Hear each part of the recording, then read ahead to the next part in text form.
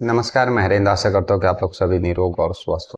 Crime की दुनिया में बहुत सारे ऐसे क्राइम के केसेस होते हैं जिसकी सच्चाई जो है कभी भी बाहर नहीं आ पाती है। और या फिर यूँ कहें कि वो इस तरह का केस रहता है कि उसमें उम्मीद ही नहीं की गई थी कि इस कारण से कत्ल हुआ हो या फिर इस कारण से जो है मौत हुआ हो, और फिर बाद में जो है पुलिस के सामने उसको पेश करना एक चैलेंजेज हो जाता है, क्योंकि मरने वाले शख्स को लेकर के समाज में लोगों के बीच में जिस तरह से एक परसेप्शन, एक नज़रिया रहता है, एक प्यार उस मरने वाले शख्स इतना हाई प्रोफाइल रहता है कि पुलिस के लिए भी यह चैलेंज हो जाता है कि उसकी सच दुनिया का सामने किस तरह से बयां किया जाए।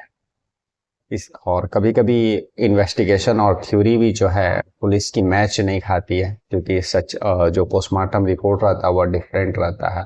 और पुलिस का जो इन्वेस्टिगेशन रहता है, जो सबूत रहते हैं वह किसी दूसरी तरफ रहते हैं। तो कड़ियाँ मिलती नहीं है, और इसी के कारण जो है पुलिस इस तरह का केसेस का जो है बिगनिंग में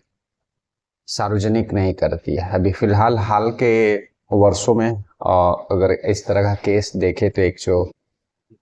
असम का जो है जुबिन बर्ग जो सिंगर थे, उनकी मौत भी इसी तरह से जो है रहस्यों में छिपी हुई है। और उनके मरने के बाद जो सिंगापुर में उनकी जो मृत्यु हुई, उसके बाद जो है अलग अलग तरह की थ्योरी जो है बाहर निकल करके आ रही है। 19 सितंबर को जो है सिंगापुर में इवेंट होने वाला था, और उसी इवेंट में पार्टिसिपेट के लिए वे वहाँ गए हुए थे, और 19 सितंबर को जो है उनकी मौत हो जाती है। और शुरुआत में लोगों ने जैसा कि बताया कि जो है डूबने से जो है उनका मौत हुआ। फिर पोस्टमार्टम भी हुआ, लेकिन पोस्टमार्टम रिपोर्ट को भी सार्वजनिक नहीं किया गया। दोबारा पोस्टमार्टम किया गया, और उस रिपोर्ट दोनों रिपोर्ट को भी सार्वजनिक नहीं किया, बल्कि जुबिन वर्ग की जो पत्नी है उसको भी वह रिपोर्ट हैंडओवर किया गया। लेकिन उनकी पत्नी भी सार्वजनिक रूप से उन्होंने कुछ भी स्टेटमेंट दिया भी नहीं। उसके बाद 25 सितंबर को जो है विसरा रिपोर्ट, ताकि जो है जुबिन बर्ग का मौत कैसे हुआ, कि उनकी पत्नी भी चाहती है कि जुबिन बर्ग के मौत का जो है असली वजह जो है सामने आए, और फिर जो है चाहने वाले वे लोग भी जुबिन बर्ग का जो है मौत कैसे हुआ उसको जानना चाहते थे। तो पुलिस के ऊपर, सरकार के ऊपर काफी दबाव था। इसी के कारण जो एक एसआईटी की गठन किया जाता है, और फिर जो है 25 सितंबर को जो है जुबिन बर्ग का विश्रा के जांच के लिए भेजा जाता है। और तब तक एसआईटी अपना इन्वेस्टिगेशन करते रहती है। और जो है आसाम के जो सीएम थे, उन्होंने जो समय तय सीमा बताया था 10 तारीख को, 10 अक्टूबर को जो है जुबिन बर्ग का विश्रा का रिपोर्ट आ गया है। लेकिन जो एसआईटी की टीम है वो उसको दोबारा Guwahati medical college and research जो से कॉलेज है, सेंटर जो है, उसको वह विसरा रिपोर्ट फिर से दोबारा जांच के लिए, रीचेक के लिए भेजी है, और उसके बाद फिर जो है वह सीधे वह रिपोर्ट कोर्ट में पेश करेंगे। तो यहाँ पर भी जो जो समय समय पर स्टेटमेंट बाहर निकल करके आया है, कहीं से भी ना ही पोस्टमार्टम रिपोर्ट को सार्वजनिक किया गया और ना ही अब विसरा रिपोर्ट को सार्वजनिक करने का जो है अंदेशा, जो स्टेटमेंट के से पता चल रहा है, क्योंकि वहाँ के जो एसआईटी या फिर पुलिस के जो हेड हैं, उन्होंने वह रिपोर्ट सीधे कोर्ट में पेश करने का इंडिकेशन दिया है। तो अब यह समझ से परे है कि आखिर ऐसा क्या पोस्टमार्टम रिपोर्ट में है, आखिर ऐसा क्या विसरा रिपोर्ट में है जो इन सब चीज़ों को सार्वजनिक नहीं किया जा रहा है। और कम से कम जो जुबिन बर्ग के चाहने वाले लोग हैं और जो फॉलोअर्स हैं, उनको तो एटलीस्ट इतना हक बनता है कि जिसको वे चाहते थे उनका उसका मौत का जो असली वजह कम से कम वह जान सके। तो फिलहाल जो है पुलिस इस सारे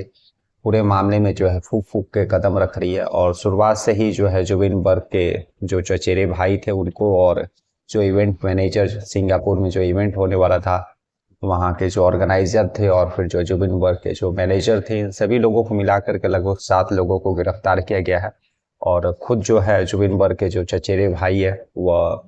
डीएसपी रैंक के अधिकारी है, और उनको भी एसआईटी ने गिरफ्तार किया हुआ है। और अभी तफ्तीश चल रही है, लेकिन तफ्तीश तो चल रही है, लेकिन कुछ भी इस केस में ना ही पोस्टमार्टम रिपोर्ट, ना ही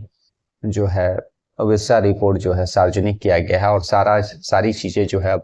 धीरे धीरे कोर्ट में पेश किया जाएगा। और आने वाले समय में जब यह सारी चीज़ें बाहर निकल करके आएगी तब यह पता चलेगा कि जुबिन बर्ग का जो है असली जो है मौत का वजह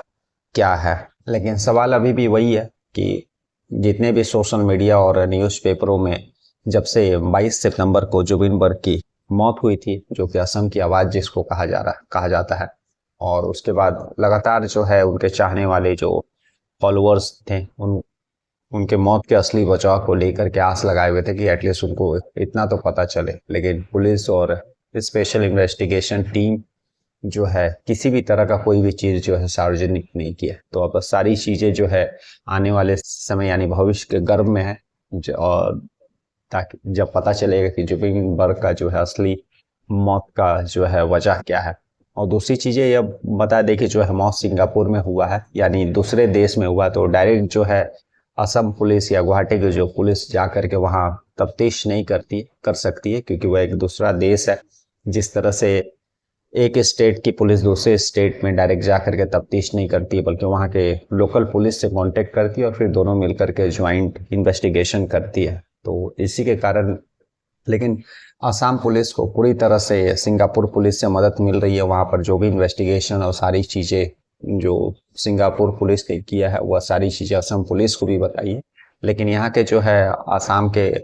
पुलिस के हेड और जो मुख्यमंत्री है सिंगापुर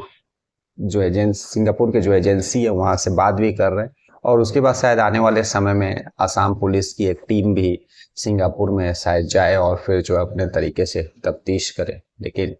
फिलहाल जो है पुलिस डायरेक्ट वहाँ पर जा कर के तफ्तीश नहीं कर सकती। तो मुझे लगता है कि पोस्टमार्टम रिपोर्ट और जो विस्तार रिपोर्ट अभी 10 अक्टूबर को आया है जुबिन गर्ग का, उससे और एसआईटी जो भी इस केस में इन्वेस्टिगेशन करी, इन सारी चीज़ों को मिला कर आने वाले समय में या फिर अभी क्लियर हो गया होगा कि आखिर जुबिन बर्ग के मौत के पीछे का क्या सच्चाई है। भले ही यह आम लोगों और उनके चाहने वाले